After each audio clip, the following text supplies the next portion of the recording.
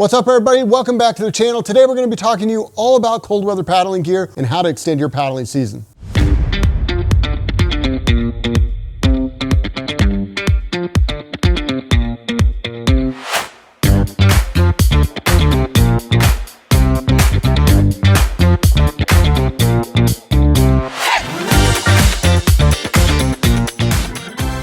So the weather's cooling off, it's starting to rain, but you're not ready to put away your kayak just yet? I don't blame you. There's so much good paddling still to be had, especially if you're in warmer climates like we are here in Northern California.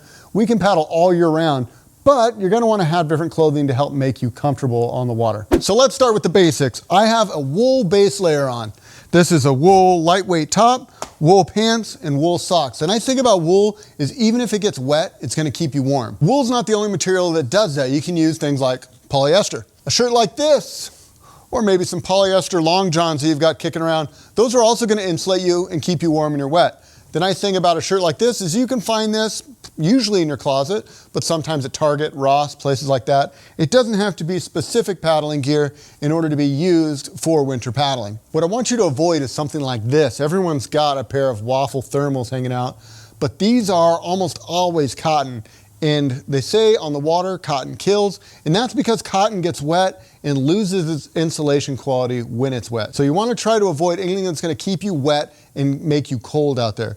Something like this. This is 100% polyester and would make a much better option. I love this thing when paddling. If it's just cooler weather but not freezing cold, I'll actually just wear this in a pair of paddling pants and be good to go. Now let's talk about pants, because in a kayak, chances are it's your lower body that's gonna get wet. So you've got a couple of options. The first option I see a lot of folks use is this, like a high neoprene boot. This goes up basically to your middle knee, and that allows you to step down into the water and is fairly waterproof up to your calf, which is great for launching and landing, but doesn't really do you any good if you're trying to keep your legs dry, if you're paddling. You know, that's really where you want to get into something like dry pants or bibs. There's lots of different dry pants out there, but what you want to look for is something that has feet, because the feet is what's going to keep you dry. And the nice thing about dry pants with feet is you can wear them with your regular paddling shoes. You don't have to do anything special. So I'm going to go ahead and put these on next as we layer up. These are made by Level 6, and these are waterproof bibs. I like them because they come up a little bit higher, and I can be waist deep in the water basically and still stay totally dry. Honestly, I can go all the way up to here. Now the downside to bibs and or waders in particular have neoprene feet, so it makes it really hard to wear regular shoes. But with bibs, you've got real thin feet, but the downside is if water comes in, it can go down here and potentially fill the pants up with water. You do have a few cinches on these particular ones that allow you to cinch them down nice and tight. But you wouldn't want to be wearing this anywhere where there's heavy currents, because water can get inside these and can pull you down. But for most of us that are just recreational paddling and just trying to keep ourselves dry, this is a great option. And if you mated this with some sort of a paddling top or dry top, or even some sort of a waterproof rain jacket, something like this. So this would be a good enough option to keep me out there on a cool day. Now, if it was real cold, you're gonna get water up your sleeves, and that is where a paddling jacket really shines. So if it was really cool out, or if you've got a little extra money to spend, do yourself a favor and get yourself a proper paddling jacket. Let me show you what that would look like. So this is a great example of a paddling jacket. What I look for in a paddling jacket is something that is truly waterproof, which means the seams on the inside are going to be all taped, but most importantly, have latex wrist gaskets. That's going to seal around your wrist, keeping all the water out. So unless you're basically going upside down or coming out of your boat, you're going to be pretty much bone dry in this setup. For light touring, fishing, more recreational use, this is the jacket I like to wear. This one's made by Level 6. This is called their Superior paddling top. This is my favorite paddling jacket and my go-to piece of gear for almost everything, unless I'm doing like some whitewater or maybe some more extreme ocean kayaking where I think I'm probably going to be out of the boat. This is a semi-dry setup. If I were to go in the water, there is going to be some water that gets in this suit. But for most like flat water, calm water paddling, this is going to be more than enough, and I'm going to be comfortable in pretty much any condition. Even if the rain comes hard, the wind blows, I can put this hood on and be comfortable.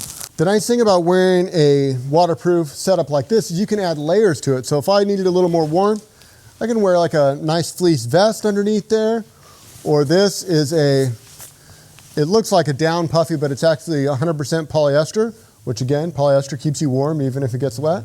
So you can kind of layer up depending on the temperature of the water you're going to be in. The other thing I can do, add a beanie. That keeps a lot of your warmth in your body. A lot of our heat escapes through our heads, so a beanie is going to help keep you warm, insulate.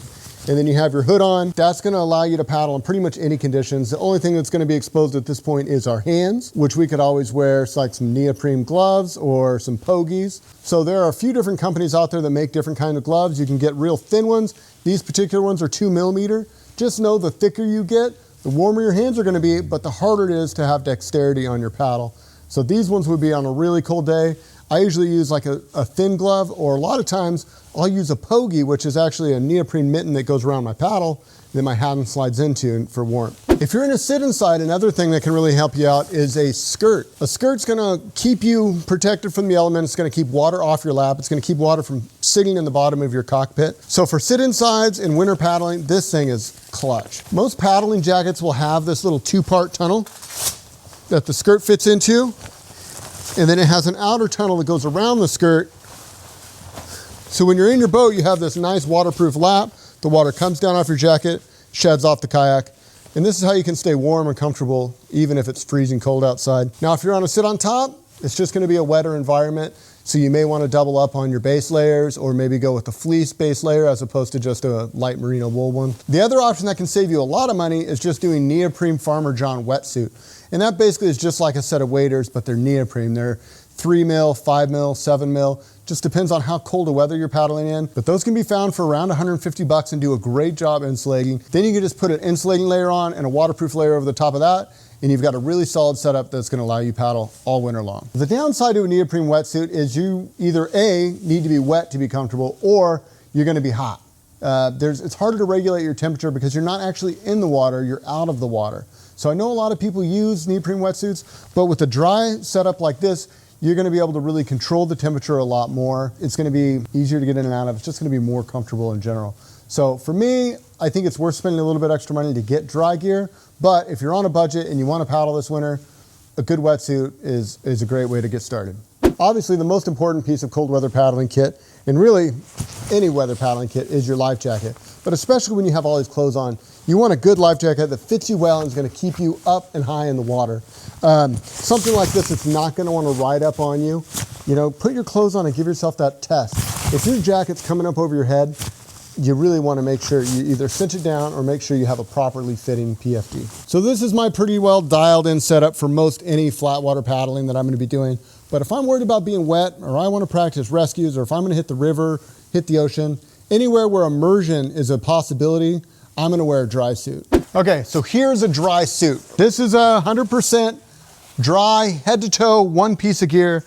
You've got your latex wrist gaskets, you got a latex neck gasket, and you've got a big old zipper here in the back, and that's how you get into this thing. So once you're in, you're basically in a little watertight cocoon. It's like a spaceman in a spacesuit. And you can kind of layer up however you want. If you're hitting whitewater and it's super cold where you're at, you know, you can wear a one-piece fleece suit, or if you're touring on a lake and it's not that cold, you can wear what I'm wearing here, which is just a thin layer. So you can kind of layer up however you need to underneath to keep yourself warm. Again, it's got the watertight socks. The nice thing about that is I can just wear my Astral shoes right over the top of these. I don't need any special footwear. Basically, whatever you normally would wear kayaking, you can just wear that. There's lots of different ways to get into a dry suit. This particular one is a rear entry, so a zipper across my shoulders. If you've ever seen Ace Ventura, it reminds me of when Ace Ventura has to get birthed out of the rhinoceros.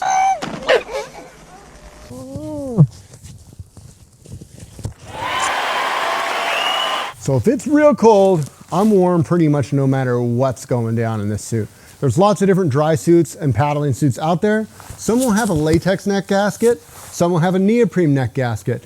The ones with the neoprene are called paddling suits because although they're mostly dry, they will let a little more water in the neck. So if you're more recreationally using it, and maybe it's just worst case, I might swim, you know, but I'm not planning to at all, a paddling suit's a great option. If you're in a situation where you're probably gonna swim, you're probably gonna roll, then a dry suit is a way better option. This is what I'm gonna use if I'm out playing in my sea kayak, surfing, running rivers. It's a heavy duty piece of gear.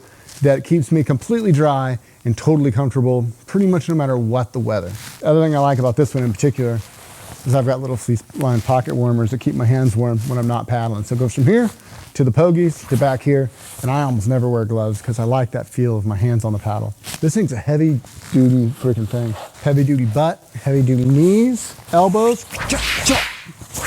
So why would I use one versus the other? Well, to be honest with you, I mostly use my bibs and paddling jacket 90% of the time. If I'm flatwater touring, I'm probably not coming out of my boat most likely unless something crazy were to happen.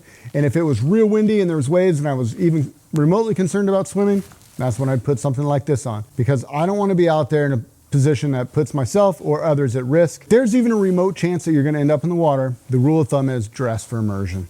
You want to be dressed for the water temperature. And if it's 50 degrees or below, I mean really even 60 degrees or below, it's going to take your breath away faster than you think it could. So you want to have a plan for that. You want to be dressed for it, and you want to paddle in a group. So worst case, something were to happen, you know you have people around that can get you back into your boat safely and get you home. So thanks so much for hanging out and watching this video. We hope you guys found it entertaining. If nothing else, I hope you found it a little bit enlightening. Extending your paddling season can give you so much joy because there's way less people out there. There's more wildlife, just more to see and more to do. I can't say enough good things about winter paddling. So hopefully this video inspires you to get out there, find the adventures in your backyard more months out of the year. Until next time, this is Dan wishing you happy paddling. We'll see you on the next one.